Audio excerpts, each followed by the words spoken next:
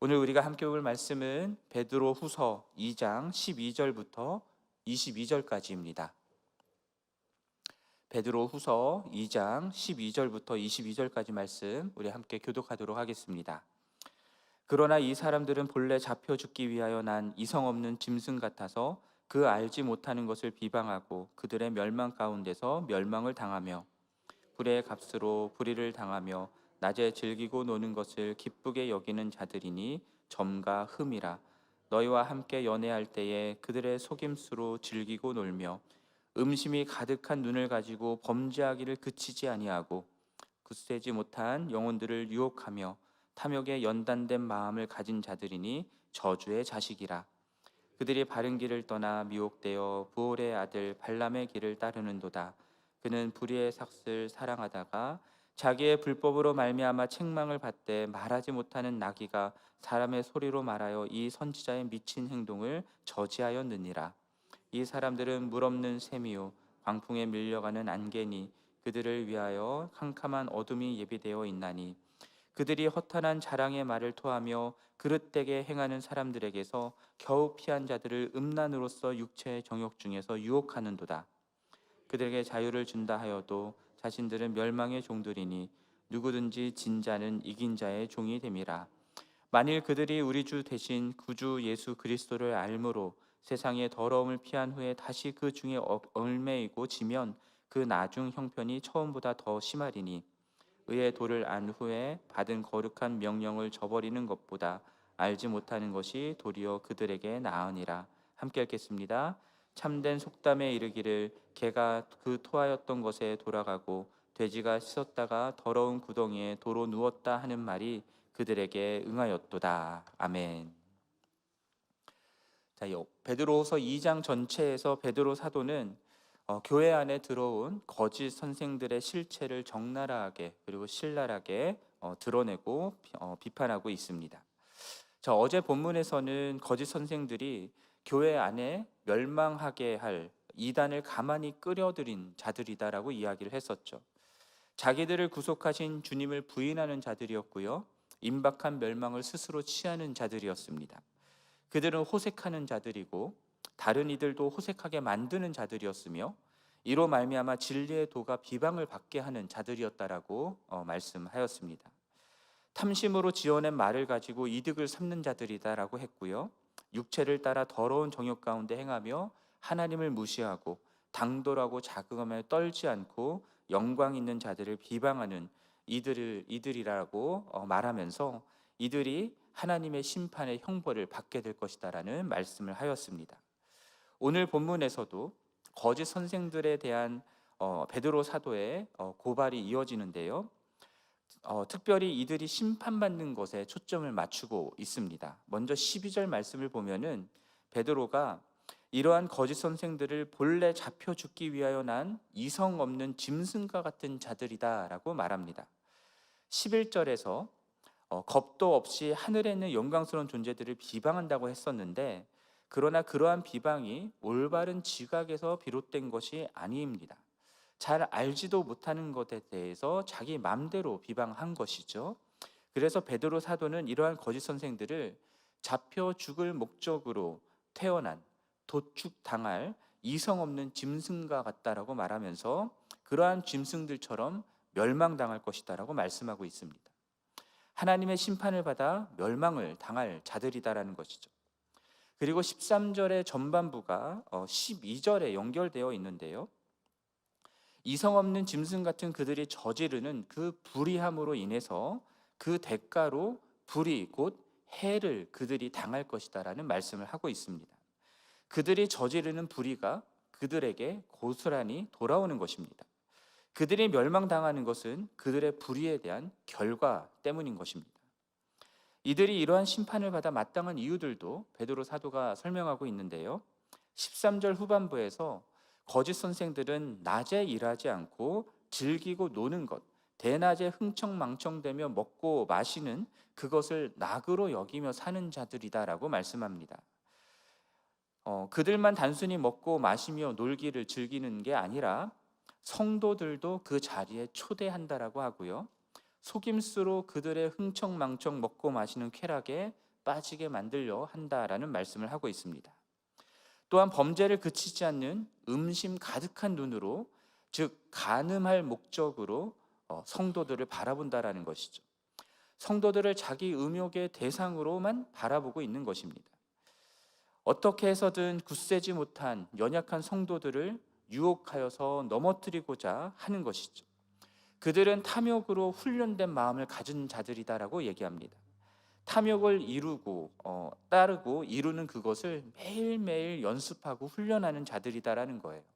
그래서 탐욕을 이루는 데에 전문가가 되었다라는 뜻입니다. 그러한 그들에게 연약한 성도들은 단지 자신들의 탐욕을 만족시켜줄 먹잇감에 불과한 것입니다. 베드로 사도는 이러한 거짓 선생들을 점과 흠이다라고 부르고 있습니다.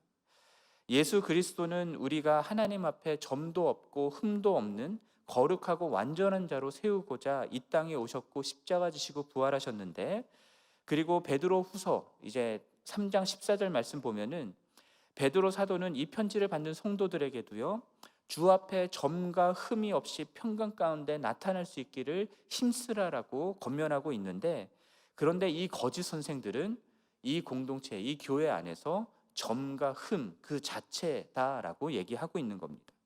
그들의 가르침과 삶은 정확히 예수 그리스도의 것과 반대되는 것이고, 그들은 절대로 주 앞에 설 수 없는 그런 점과 흠을 가진 자들이다라는 겁니다. 그래서 그들은 하나님의 자녀가 아니라 무엇이라고 부르냐면 저주의 자식이다라고 말씀하고 있는 겁니다. 15절과 16절에서 베드로는 거짓 선생들이 불의의 삭슬 사랑하다가 자기의 불법으로 말미암아 책망을 받았던 부올의 아들 발람의 길을 따른다라고 말씀합니다. 부올의 아들 발람, 이 사건이 민수기 22장부터 24장에 걸쳐 나오는데요, 모압 왕이었던 발락이 이스라엘 자손을 저주하라고 당시 유명했던 선지자 발람을 청합니다. 발락이 주는 물질적인 보상, 이 재물에게 대한 그러한 욕망 때문에 발람이 그들을 따라가게 되죠. 불의한 재물을 탐하여 발락의 요청을 받아들이고 그들을 따라갈 때에 어떤 일이 있었습니까? 그 발람 앞에 발람이 타고 가는 나귀 앞에 여호와의 사자가 서 있게 됩니다. 여호와의 사자가 그 길을 가로막았기 때문에 발람의 나귀는 그것을 피하게 되죠. 그리고 결국에는 주저앉게 됩니다. 그런데 왜 그런지 알 까닭이 없었던 이 발람은 나귀에게 3번이나 채찍질을 하면서 계속 가게 만들었죠. 그때 하나님이 나귀의 입을 여십니다. 동물의 입을 열어서 발람에게 말하게 하시죠. 그래서 오늘 본문 속에서는 그러한 발람의 행위를 나귀가 저지하였다라고 말씀하고 있는 겁니다. 그리고 그제서야 발람도 여호와의 사자가 칼을 빼고 그 앞에 서 있다라는 것을 알게 되죠. 그 결과 발락에게 가게 된 발람은 저주의 말을 하지 않고 3번 하나님이 주시는 축복의 말씀을 이스라엘 백성들에게 하고 돌아오게 됩니다. 근데 민수기의 기록상으로는 거기서 끝나는데, 그 일 바로 다음 민수기 25장이 어떤 일이 일어나냐면 이스라엘 백성들이 모압 여자들과 음행하기 시작합니다. 그리고 그들의 신들에게 절하면서 바알보올의 사건이 일어나게 되는 것이죠. 이 일이 왜 일어난 것일까라고 할 때 성경은 무엇이라고 말씀하냐면, 특별히 계시록 22장 14절 말씀을 보면은 발람이 발락을 가르쳐 이스라엘 자손 앞에 걸림돌을 놓아 우상의 제물을 먹게 하였고 또 행음하게 하였다라고 말씀합니다. 민수기 말씀에서는 안 나오지만 발람이 돌아가는 그 길에 발락에게 그것을 알려준 겁니다. 발락에게 뇌물을 받았던 발람이 이스라엘 백성들을 무너뜨릴 비책이 무엇인지를 알려준 것이죠. 그것이 무엇입니까? 이들은 행음하고 우상 숭배하면 하나님의 심판을 받아서 스스로 무너지는 백성이다라는 것을 알려주게 된 것입니다. 결국 발람이 이러한 죄를 범한 이유는 무엇이냐면 재물에 대한 탐욕 때문이었다라고 오늘 본문은 말씀합니다. 탐욕에 눈이 멀어서 선지자였지만 여호와의 사자도 볼 수 없었던 사람이 발람이었고요. 결국 하나님의 백성들을 타락에 빠뜨리는 그러한 비책을 알려주는 사람이 된 것입니다. 그래서 16절에서 나귀가 사람의 말로 발람의 행동, 곧 불의한 재물을 바라고 이스라엘을 저주하러 가는 그 행동을 저지하였다라고 말씀하고 있는 거고요. 그럼에도 불구하고 탐욕을 쫓아 죄를 범하였던 발람의 행동을 베드로 사도가 무엇이라고 말하냐면 미친 행동이다라고 얘기합니다. 도저히 상식적으로는 할 수 없는 그런 일을 했다라는 것이죠. 여러분도 뉴스나 미디어에서 이단 사이비 종교에 빠진 그런 모습들을 보면, 그런 교주들이 하는 모습들을 보면은 도저히 상식적으로 이해가 되지 않는 일들을 하곤 하죠. 정말 미쳤다 싶은 일들을 하곤 합니다. 지금 발람이 그런 일들을 하는데 그 길을 누가 따르고 있다고요? 거짓 선생들이 따르고 있다라는 겁니다. 그런 거짓 선생들이 성도들에게 무슨 말을 하든 보이지 않는 그 마음의 중심에는 무슨 마음이 있다라는 겁니까? 불의한 재물을 탐하는 탐심, 탐욕이 있다라는 겁니다.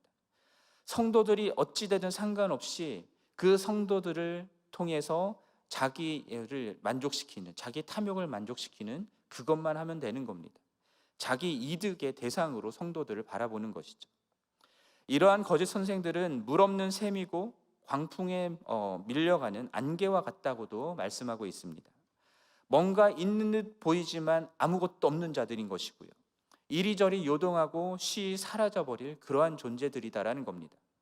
그들에게 예비되어 있는 것은 무엇입니까? 캄캄한 어둠뿐이다라고 얘기하는데 이것은 지옥의 어둠을 뜻하는 것입니다.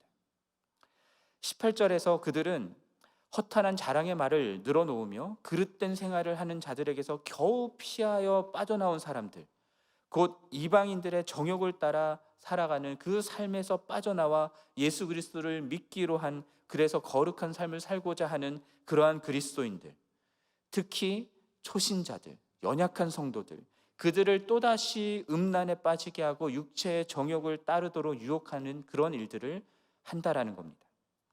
19절 말씀에서 그렇게 육체의 정욕을 따라 사는 것이 이들은 자유로운 삶이다라고 얘기를 하는 거예요. 자기 육체의 욕망이 원하는 대로 사니까 자유롭다라고 생각하는 것이겠죠. 하지만 그것은 자유로운 게 아닙니다. 그들은 멸망의 종인 겁니다. 타락한 사탄의 종인 것이죠. 죄의 종인 것입니다. 예수 그리스도를 믿어서 죄로부터 자유롭게 되었다고는 하는데 여전히 죄 가운데 뒹굴고 있는 그들은 죄에게 매여서 죄의 종노릇하고 있는 자들일 뿐인 것입니다. 그래서 진자는 이긴 자의 종이 된다라고 말하고 있죠. 죄에게 져서, 죄에 빠져서, 죄에게 매여서 죄 가운데 살아가고 있는 이들은 죄의 종이다라는 것을 말하고 있는 것입니다. 베드로는 20절에서 우리 주 대신 구주 예수 그리스도를 알므로 세상의 더러움을 피한 후에 다시 그 중에 얽매이고 지면 그 나중 형편이 처음보다 더 심해지고 나빠진다라고 말씀합니다. 그래서 21절에서는 차라리 처음부터 알지 못하는 것이 낫다라고까지 얘기합니다. 그리고 이러한 상황을 속담을 인용하여서 설명하고 있는데요. 22절 말씀에서 개가 그 토하였던 것에 돌아가고 돼지가 씻었다가 더러운 구덩이에 도로 눕는 그것을, 그 속담을 인용하면서 이것이 그들에게 딱 해당하는 그 말씀이다라고 설명하고 있습니다. 20절부터 21절, 20절에서 그들이라고 되어 있고 21절과 22절에서는 그들에게라고 되어 있는 그들은 도대체 누구인가 라고 생각을 해보면 당연히 거짓 선생들을 말하는 것이겠죠. 그러나 거짓 선생들만이 아니라 거짓 선생의 가르침에 유혹되어 다시 타락하게 된 사람들도 그들이라고 생각해 볼 수 있습니다. 그들이 정말로 구원받은 하나님의 자녀였다면 결국에는 하나님이 그들을 다시 구원하여서 온전한 길로 인도하시겠죠. 그러나 그들의 그들이 처음 시작은 예수 그리스도를 믿고 구원받은 것처럼 보일지 모르겠지만 아예 처음부터 구원받지 못했기 때문에 지금 그렇게 다시 죄 가운데 빠지는 것일 수도 있음을 우리가 생각해 볼 수 있습니다. 그러므로 구원받은 것에 대한 확실한 증거는 무엇이냐면 내가 예수 믿고 구원받았다라고 말하는 그냥 주관적이고 개인적인 구원의 확신만이 아니라 베드로 전후서에서 강조해서 말하고 있는 말씀을 생각하고 기억하면서 그것을 지켜 행하고자 하는 거룩한, 객관적인 거룩한 성화의 모습들, 그것이 구원받은 것의 증거가 되는 것입니다. 베드로후서 2장에서 나오는 이 저짓 선생들의 이 전체적인 특징들을 세 가지로 요약하면은 이것입니다. 탐심 또는 탐욕이고요. 그리고 호색 또는 음란이고요. 그리고 성도들을 나의 이득으로 보는 그것입니다. 그들이 아무리 그럴듯한 말씀으로 가르침을 준다고 해도 그들의 마음의 중심에는 탐욕, 탐심이 있는 겁니다. 그리고 그 탐욕과 탐심으로 무엇을 추구하냐면 돈과 성을 추구합니다. 그래서 성도들을 유혹하여서 그들로부터 돈을 요구하고 성적인 쾌락을 그들에게 요구하는 것이죠. 그렇게 연약한 성도들을 자기 탐욕을 채우는, 자기 이득을 위한 대상으로만, 수단으로만 여기는 그런 모습들이 바로 이 거짓 선생들의 특징이다라는 겁니다. 여러분, 이러한 모습들이 우리가 흔히 볼 수 있는 이단과 사이비 종교들에 나타나는 모습들이죠.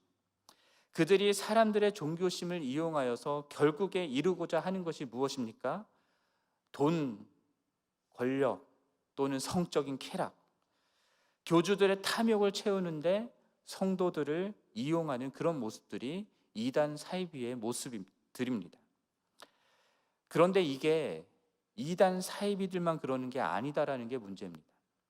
버젓한 정통 교회들 중에서도 그런 일들이 일어난다라는 게 문제인 거죠. 그래서 돈 문제로 무너지는 교회들이 얼마나 많습니까? 성 문제로 무너지는 교회들이 얼마나 많습니까? 목사들이 자기 이득을 위해서 성도들을 동원하고 수단화하는 일들이 얼마나 많이 일어나고 있습니까? 분명 처음에는 그러지 않았을 텐데 나중에는 그렇게 무너지는 목사님들을 볼 때에 저는 개인적으로 두려운 마음이 듭니다. 저도 나중에 그렇게 되는 것이 아닌가. 예수 그리스도를 안다고 성도들 앞에서 지금 저처럼 하나님의 말씀을 가르친다라고 하는데 뒤에서는, 나중에는 세상의 더러움에 다시 얽매이고 져서 그것의 종노릇하고 있음이 드러나는 사람이 되는 건 아닐까.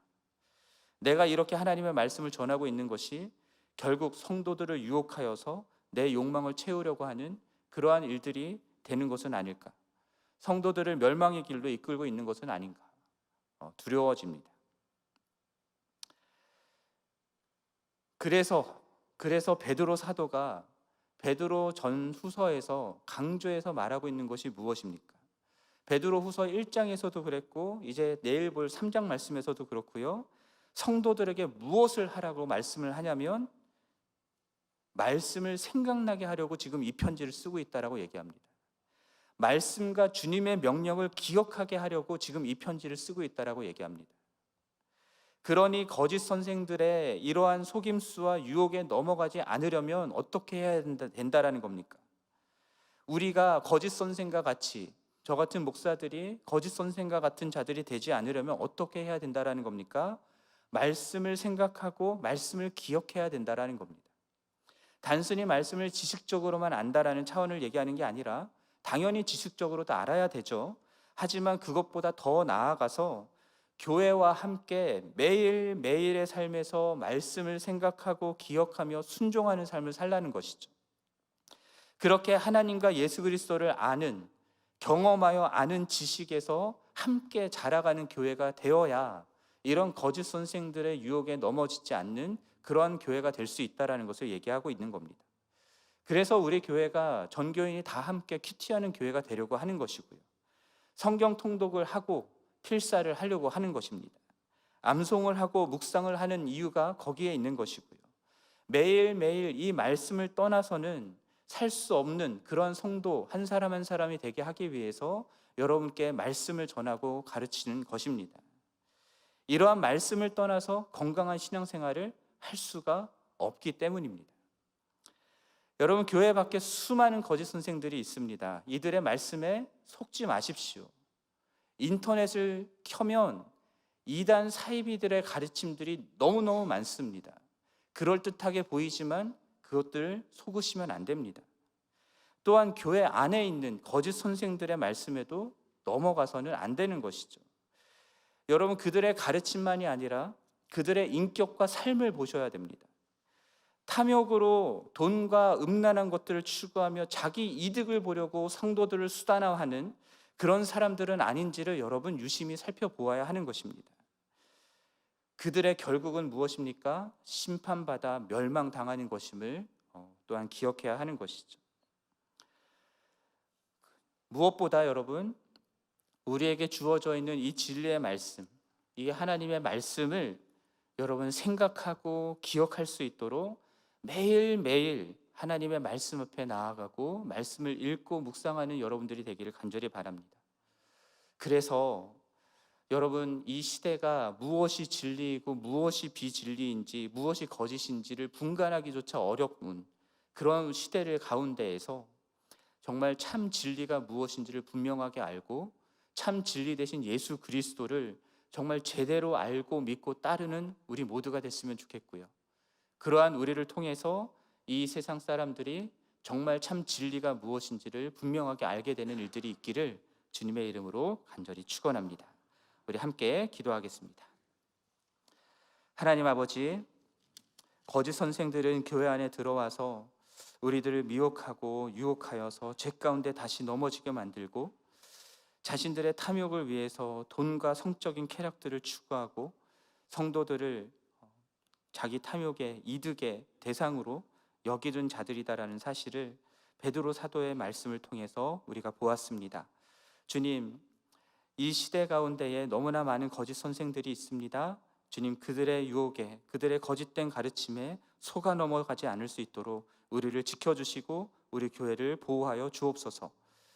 주님, 이것을 위해서 날마다 주님의 말씀 앞에 나아가는 우리 모든 성도들 되기를 원합니다. 그리고 우리 모든 목회자들 되기를 원합니다. 주님, 그 말씀으로 우리를 가르쳐 주시고 그 말씀의 진리 위에 우리를 든든히 세워주셔서 진리와 거짓이 분간하기 어려운 이 시대 가운데에 참 진리 되신 예수 그리스도를 온전히 증거하고 나타내는 우리 교회가 될 수 있게 하여 주옵소서. 이 모든 말씀 우리 주 예수 그리스도의 이름으로 기도드립니다. 아멘. 하늘에 계신 우리 아버지여, 이름이 거룩히 여김을 받으시오며 나라가 임하시오며 뜻이 하늘에서 이루어진 것 같이 땅에서도 이루어지이다. 오늘 우리에게 일용할 양식을 주시옵고 우리가 우리에게 죄 지은 자를 사하여 준 것 같이 우리 죄를 사하여 주시옵고 우리를 시험에 들게 하지 마시옵고 다만 악에서 구하시옵소서. 나라와 권세와 영광이 아버지께 영원히 있사옵나이다. 아멘. 계속해서 기도하시겠습니다.